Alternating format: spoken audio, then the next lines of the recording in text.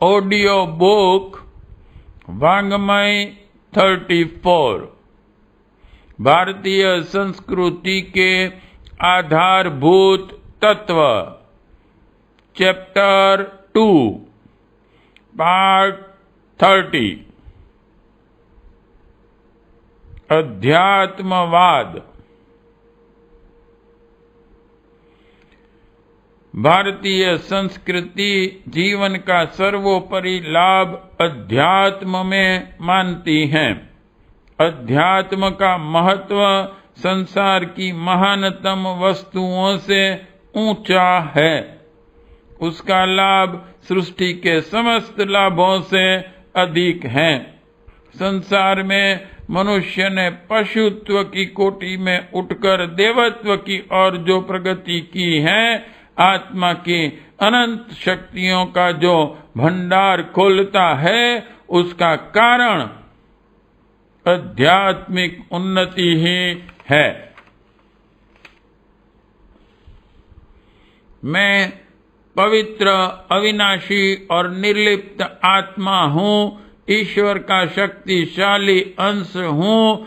मुझ में वे सब दिव्य गुण और दिव्य शक्तियां भरी पड़ी हैं जो सृष्टिकर्ता ईश्वर में हैं। यह मान्यता भारतीय अध्यात्मवाद का आधार है।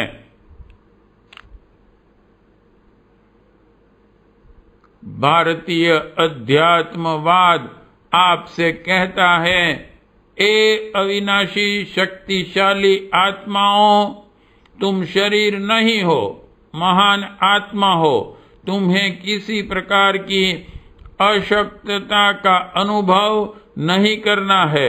तुम अनंत शक्तिशाली हो। तुम्हारे बल का पारावार नहीं है। जिन साधनों, जिन ताकतों को लेकर तुम पृथ्वी पर अवतीर्ण हुए हो, वे अचूक ब्रह्मास्त्र हैं। तुम्हारी शक्तियां इंद्र वज्रों से भी अधिक हैं। सफलता और आनंद तुम्हारे जन्मजात अधिकार हैं। उठो, अपने आत्म स्वरूप को, अपने हथियारों को भली भांति पहचानो और बुद्धि पूर्वक कर्तव्य मार्ग में जुट जाओ। फिर देखें तुम कैसे पीछे रहते हैं। तुम कल्प वृक्ष हो, तुम पारस हो, तुम अमृत हो, तुम सफलता हो। तुम शरीर नहीं, जीव नहीं, मरणशील नहीं, वरन आत्मा हो, परम आत्मा हो। तुम क्षुद्र वासना या इंद्रिय जन्य विकारों के गुलाम नहीं हो। आदतें तुम्हें बाध्य नहीं कर सकती। पाप या अज्ञान में इतनी शक्ति नहीं कि वे तुम्हारे ऊपर शासन कर सकें।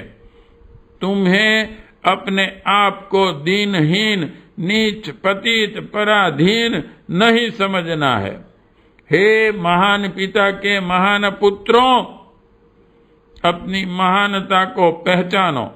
उसे समझने, खोजने में और प्राप्त करने में तत्परता पूर्वक जुट जाओ। तुम सत हो, तुम चित्त हो, तुम आनंद हो। अपनी वास्तविकता का अनुभव करो। स्वाधीनता का, मोक्ष का आनंद प्राप्त करो। भारतीय आत्मवाद हमें आत्मविश्वास करना सिखाता है। अपनी आत्मा का सम्मान करना सिखाता है। अपनी सत्ता को श्रेष्ठ, पवित्र, महान एवं विश्वसनीय अनुभव करना सिखाता है। हमारा योग शास्त्र पुकार पुकार कर कहता है, जो समझता है कि मैं शिव हूँ, वह शिव है। जो समझता है कि मैं जीव हूँ, वह जीव है। यदि अपने आप को महान बनाना चाहते हो तो आत्मवादियों अपनी महानता को देखिए, अनुभव कीजिए और उसे द्रुत गति से चरितार्थ करना प्रारंभ कर दीजिए। आत्मा अमर है, जीव शरीर से भिन्न है। वह शरीर के साथ ही नहीं मर जाता, वरन मृत्यु के उपरांत भी जीवित रहता है और नया शरीर ग्रहण करता है। हमारे वेद शास्त्रों में तो इन मंतव्यों की पुष्टि करने वाले असंख्य प्रमाण भरे पड़े हुए हैं। जीवन उस दिन प्रारंभ हुआ जिस दिन एक परमात्मा ने बहुत होने की इच्छा की। हम सब में आत्मा का निवास है। सार्वभौम चैतन्य तत्व परमात्मा अविनाशी है। फिर उसका परमाणु नाशवान कैसे हो सकता है?